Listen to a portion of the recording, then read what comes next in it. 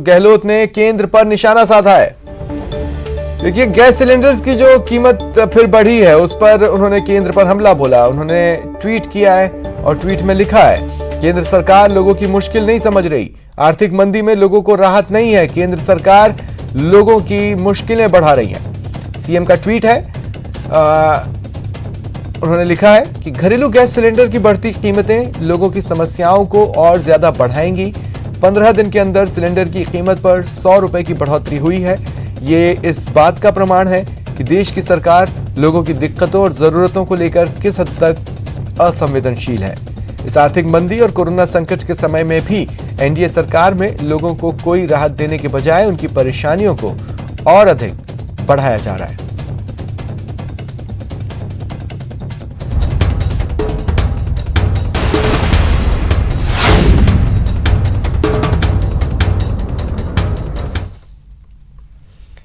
गहलोत सरकार के दमदार 2 साल के मौके पर कई तरह के राज्य स्तरीय कार्यक्रमों का आयोजन किया जाएगा, जिसका मकसद है आम लोगों तक गहलोत सरकार की उपलब्धियों को पहुंचाना।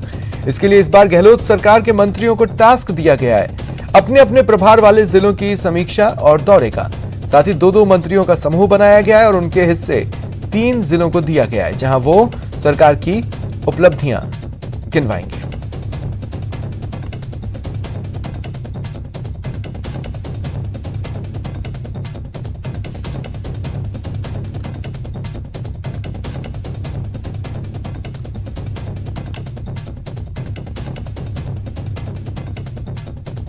और अब आपको दिखाते हैं किन किन मंत्रियों को किस किस जिले की जिम्मेदारी मिली है।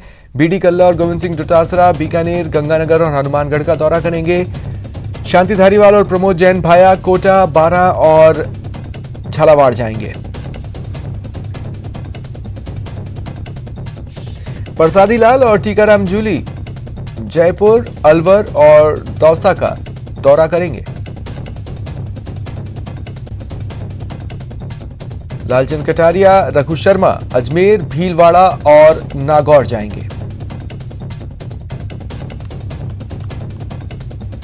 हरीश चौधरी और सुखराम बिश्नोई जैसलमेर, बाड़मेर और जालोर जाएंगे। वहीं उदयलाल आंजना और प्रताप सिंह खाचरियावास को उदयपुर, राजसमंद और चित्तौड़गढ़ की जिम्मेदारी दी गई है। इधर सालेह मोहम्मद और महेंद्र चौधरी जाएंगे जोधपुर, पाली और सिरोही। वहीं महेश जोशी और अशोक चांदना बूंदी, सवाई माधोपुर और टोंक जाएंगे। ममता भूपेश और भजन लाल जाटव भरतपुर, धौलपुर और करौली जाएंगे। अर्जुन बामणिया और राजेंद्र यादव डूंगरपुर, बांसवाड़ा और प्रतापगढ़ जाएंगे। भंवर सिंह भाटी और सुभाष गर्ग चूरू, सीकर और झुंझुनू जाएंगे। इस बार मंत्रियों के साथ साथ प्रभारी मुख्य सचेतक, उप मुख्य सचेतक को भी जिम्मेदारी दी गई है।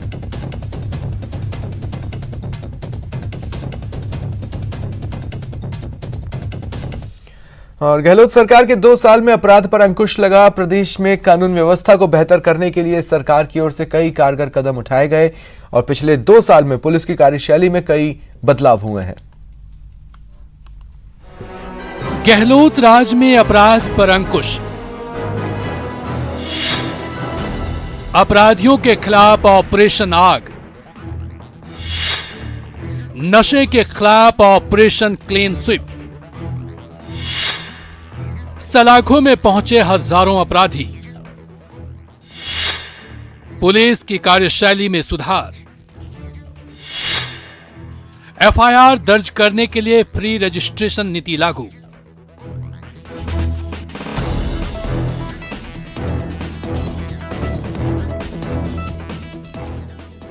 गहलोत सरकार के 2 साल में अपराधियों पर अंकुश लगाने और पुलिस तंत्र सुधार के कई कदम कारगर उठाए हैं। एक तरफ कानून व्यवस्था को बेहतर करने के लिए जहां अपराधियों के खिलाफ ऑपरेशन चलाए गए, तो दूसरी तरफ सीएम गहलोत ने पुलिस तंत्र में सुधार करते हुए एफआईआर दर्ज करने के लिए फ्री रजिस्ट्रेशन नीति को लागू किया, तो इसके अच्छे नतीजे सामने आए हैं। महिला हिंसा में गिरावट आई। पिछले जून में एक ऑर्डर सरकार ने निकाला, माननीय मुख्यमंत्री जी ने हमें बताया कि भाई ये जो एफआईआर है वो उसकी जो है फ्री रजिस्ट्रेशन होनी चाहिए। तो उसमें हालांकि वो जनवरी 19 से ही कहना शुरू कर दिया था उन्होंने, और उस पर काम भी शुरू हो गया था। और उसके बाद जून में एक ऑर्डर इवन यहाँ PHQ से निकला कि अगर कोई SHO दर्ज नहीं करता है तो वो SP के पास जाएगा परिवादी, और SP के यहाँ कार्यालय में ये सुविधा होगी कि CCTNS के माध्यम से दर्ज होगी, और वो कॉपी CCTNS के माध्यम से थानेदार को जाएगी और उस पर मुकदमा नंबर वो डालेगा। और ये अगर जांच में आता है कि किसी SHO ने लापरवाही की और मना कर दिया तो उस SHO के विरुद्ध कार्रवाई की जाएगी। तो सबसे ज़्यादा फायदा फ्री रजिस्ट्रेशन का पिछले 2 वर्ष में कमज़ोर वर्गों को, महिलाओं को और गरीब व्यक्तियों को हुआ है। पुलिस की कार्यशैली में सुधार के लिए समय समय पर डिकॉय ऑपरेशन चलाया गया ताकि पुलिस कर्मी निरंकुश न हो और लोगों की मदद करना उनकी प्राथमिकता बन सके। तो दूसरी तरफ अपराधियों के खिलाफ ऑपरेशन चलाए गए जिसमें आर्म एक्ट के तहत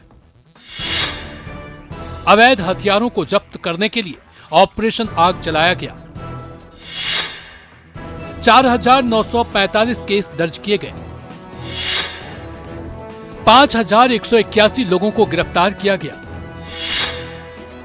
285 बंदूक, 1,732 पिस्टल बरामद किए गए। जहां तक आर्म्स एक्ट की बात है, लगातार अभियान चलाने के फलस्वरूप 4945 केसेस दर्ज हुए और गिरफ्तार जो अभियुक्त हुए वो 5181। बंदूकें जो इसमें बरामद की गई 285, रिवॉल्वर, कट्टे, पिस्तल, पौना जिसको कहते हैं वो 1732 बरामद हुई, कारतूस 3193 और अन्य धारदार हथियार 3159। और ये अभियान लगातार अभी भी अनवरत जारी है। नशे के सौदागरों पर नकेल कसने के लिए अभियान चलाया गया जिसमें कामयाबी मिली तो NDPS एक्ट के तहत नशे पर नकेल के लिए ऑपरेशन क्लीन स्वीप चलाया गया जिसमें 2,550 केस दर्ज किए गए, 3,740 बदमाशों को गिरफ्तार किया गया और भारी मात्रा में हेरोइन, स्मैक, चरस और अफीम जब्त किया गया। अब तक जो प्रकरण दर्ज हुए NDPS में वो 2,550 प्रकरण दर्ज हुए, गिरफ्तार 3,740 लोग हुए अभी तक। उसमें फिर क्वांटिटी जो ब्राउन शुगर की करीब आधा किलो और हेरोइन जो मिली वो कुल 12.78 किलोग्राम, स्मैक 15.83 किलोग्राम, चरस 24.94 किलोग्राम्स, अफीम 596.61 किलोग्राम्स, गांजा 13,781 किलो, डोडा पोस्ट 1,23,327.8 किलोग्राम राजस्थान पुलिस ने इतनी बरामदगी हुई है। इस तरह गहलोत सरकार ने जहां अपराधियों पर नकेल कसने के लिए कारगर कदम उठाए तो वहीं पुलिस तंत्र में सुधार की नीति लागू की ताकि अपराधियों में भय हो और आम जन में पुलिस के प्रति विश्वास कायम हो। न्यूज 18 राजस्थान के लिए जयपुर से राकेश गुसाई की रिपोर्ट। चलिए बढ़ते आगे। चूरू के रतनगढ़ में नगरपालिका के अतिक्रमण हटाओ अभियान का विरोध किया जा रहा है। रतनगढ़ विधायक अभिनेश महर्षि अभियान के विरोध में धरने पर बैठ गए। साथ ही व्यापारियों ने बाजार बंद की घोषणा भी कर दी। व्यापारियों ने घंटाघर आने वाले चारों रास्तों को भी बंद कर दिया और जुलूस निकालकर पालिका प्रशासन के खिलाफ नारेबाजी की।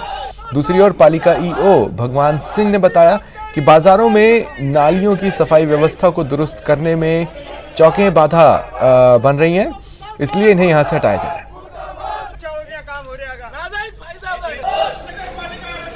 इस बात के लिए मैंने अभी SDM साहब से बात की है, कलेक्टर साहब से बात कर रहा हूं और आगे की कार्यवाही व्यापारियों के साथ में मिलकर के जो भी ये तय करेंगे, मैं व्यापारियों के साथ में हूं। ये बिल्कुल गलत हुआ है और ये अन्याय है, इसको किसी भी हालत में सहन नहीं करूंगा।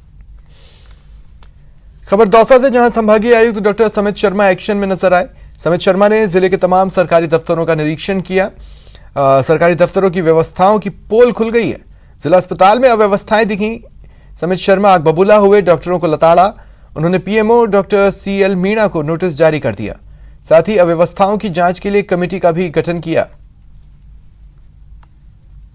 जिनको जो सेवाएं प्रदान की जानी है, मान लीजिए कोई स्कूल है, कोई वहाँ पढ़ाई करानी है, कोई जो रोगी अगर अस्पताल में आता है उसको चिकित्सा सुविधा प्रोवाइड करानी है, कोई दवाई देनी है, जैसे अभी हम आरटीओ ऑफिस में खड़े हैं तो यहाँ लोगों के ड्राइविंग लाइसेंस बनने हैं, या जो अवैध वाहन है उसका संचालन को रुकना है, इस प्रकार की जिसकी जो सेवाएं हैं वो अपने कर्तव्य के प्रति सजग हो, ड्यूटी पे समय से आए, यूनिफॉर्म पहन के आए, प्रॉपर ID कार्ड के साथ रहे और उसका जो कंडक्ट है वो बहुत हाई लेवल का हो, और जो आमजन है जिसकी सेवा के लिए या जिसको सेवा उपलब्ध कराने के लिए उसको नियुक्ति दी गई है उस काम को अच्छे से करे।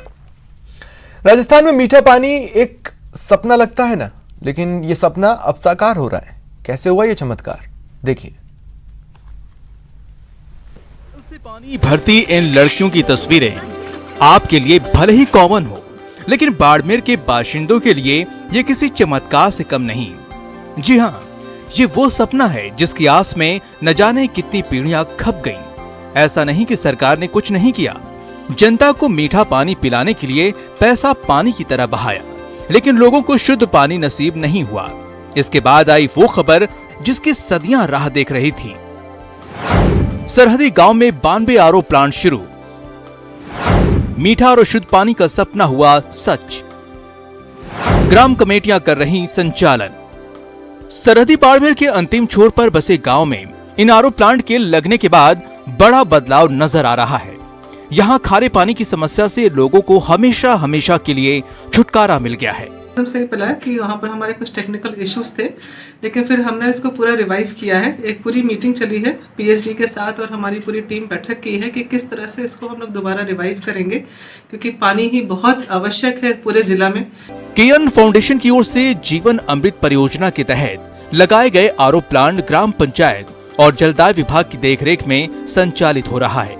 भविष्य में ये सुचारू रूप से चले, इसके लिए गांव स्तर पर एक गांव विकास समिति बनाई जाएगी, जिसका मुखिया सरपंच होगा। कहना गलत नहीं होगा कि इस चमत्कार से न सिर्फ आधी आबादी को पानी लाने की कड़ी मशक्कत से मुक्ति मिली, बल्कि ग्रामीणों को अशुद्ध पानी से होने वाली बीमारियों से भी निजात मिलेगी। बाड़मेर में सैकड़ों की संख्या में लग चुके RO प्लांट सरहद के ग्रामीण इलाकों में सुखद बदलाव लेकर आ रहे हैं। न्यूज़ 18 राजस्थान के लिए बाड़मेर से प्रेम दान की रिपोर्ट। अगर आप मास्क नहीं पहनते हैं तो सावधान हो जाइए। अब बिना मास्क के पुलिस और प्रशासन की नजरों से बच नहीं पाएंगे। नहीं बचेंगे मास्क को इग्नोर करने वाले। मरुधरा में मास्क नहीं पहनना पड़ेगा भारी।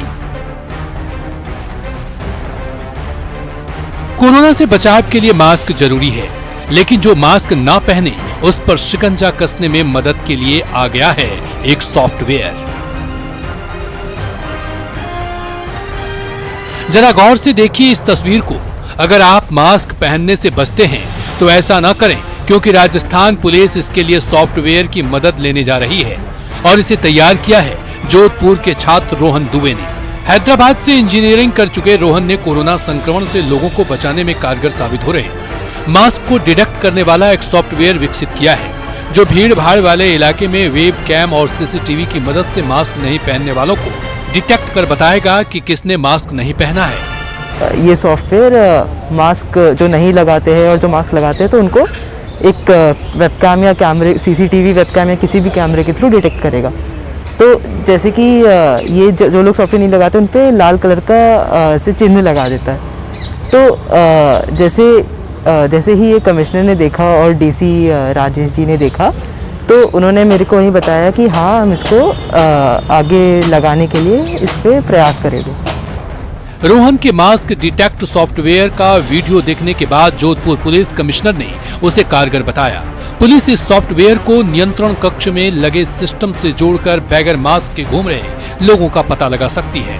इनके द्वारा डेवलप किया गया जो सॉफ्टवेयर है उसमें जो बिना मास्क जो चल रहे हैं उनको लाल कलर में दिखा देते हैं, और जो मास्क पहन के जो चल रहे हैं उनको हरा कलर में दिखा देते हैं, और उसके साथ साथ जो प्रॉपर तरीके से मास्क नहीं पहना है उनको भी ये सॉफ्टवेयर द्वारा डिटेक्ट किया जाते हैं। और एक बहुत बढ़िया अच्छा इनोवेशन है, और निश्चित रूप से इसको मेरा ये पूरा मानना है कि आने वाला टाइम में एनफोर्समेंट में, विशेष रूप से जो मास्क एनफोर्समेंट में, ये काफ़ी कारगर हो सकते हैं।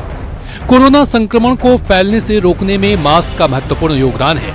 सरकार ने इसके लिए नियम भी बनाए और जुर्माना भी वसूला, लेकिन लोग बिना मास्क के बाहर और बाजार में घूमते नजर आ रहे हैं। ऐसे में यदि रोहन के मास्क डिटेक्ट सॉफ्टवेयर को जोधपुर के साथ पूरे प्रदेश में अपनाया जाए तो पुलिस और सरकार को इसमें काफी मदद मिलेगी और संक्रमण से आम लोगों की रक्षा भी हो सकेगी। ललित सिंह, न्यूज़ 18 राजस्थान, जोधपुर।